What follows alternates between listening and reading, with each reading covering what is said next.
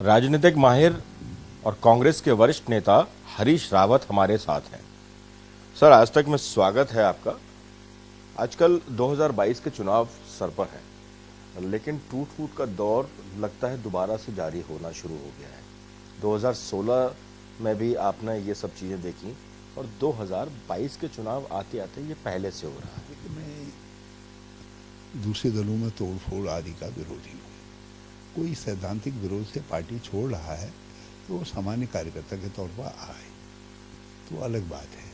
आप चुनाव में एक विधायक पहले वहाँ टिकट मांग रहा है, फिर आप यहाँ उसको ले रहे हैं, फिर टिकट दे रहे हैं, तो उसे दोनों पार्टियों में संतोष होता है। भाजपा ने जो हमारे वहाँ से ले करके गई, आज भाजपा के कार्यकर्ता रो रहे हैं उस बात को लेकर के, और मैं पूरे विश्वास के साथ कह रहा हूँ कि चुनाव के बाद भाजपा के कार्यकर्ता, यहाँ तक कि आरएसएस भी खून के आंसू रोएगा, क्योंकि एक ऐसा गुट ले गए जो तुम्हारी संस्कृति में पला पोसा था ही नहीं, और तुमने उन लोगों का हक मार दिया जिन्होंने जनसंघ के दिनों से और भाजपा के दिनों से इसकी स्थापना करने का काम किया, तो वो आप कैसे सहन कर लेंगे? तो वहाँ झगड़ा होना ही होना है। और अब दूसरी जगह लौट के जाएंगे तो वहाँ भी अब उनके जाने से न कहीं खुशी आने वाली है, न किसी के वहाँ रहने से कोई खुशी मिलने वाली है। सर, गुट तो ऐसा लग रहा है कि दोबारा से पुराने दरवाजे पर दस्तक दे रहा है और आपके कई नेता स्वागत भी कर रहे हैं। मैं नहीं जानता कौन नेता स्वागत कर रहे हैं, ले आए ना जिनका स्वागत कर रहे हैं उनका हाथ पकड़े लाते क्यों नहीं है?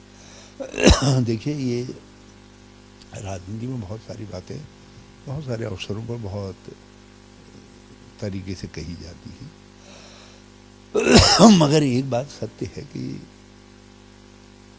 जो लोग पारिवारिक कारणों से चले गए, कुछ दिक्कत रहती है कभी कभी, तो उनको वो ठीक है। कुछ लोग व्यक्तिगत किसी से टकराहट बहुत होगी तो उन्हें कहा यार मैं कैसे रहूँ यहाँ, मैं जा रहा हूँ, तो बात समझ में आती है, उसमें बीच में समझौता हो सकता है। लेकिन जो लोग जो है पैसे लेकर के गए हैं, पैसे लेकर के दल बदल किया है, कैसे उत्तराखंड की जनता माफ़ कर देगी? सबसे बड़ा तो जनता का माफ़ करने का सवाल है।